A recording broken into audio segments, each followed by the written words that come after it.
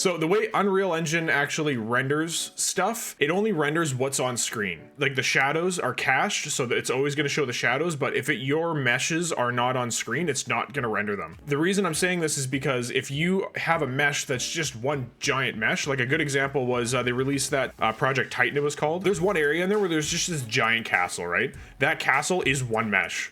Like, I just couldn't fathom why they were doing that, because that's just so dumb. Don't do one mesh things, and I'll show you why right now. Unreal Engine's rendering everything that's on screen right now. So for example, if I were to look here and I push the little squiggly bracket and I go freeze rendering, so now Unreal Engine will no longer render anything.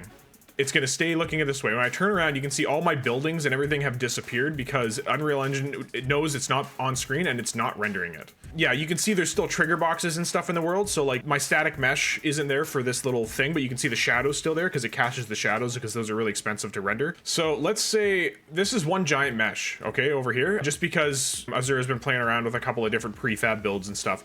These houses aren't necessarily as big a deal because they're not that big. So if it renders the whole house, it's not terribly a big deal. But like, imagine that this is like some gargantuan mansion that's like, you know, 7 times bigger than this house.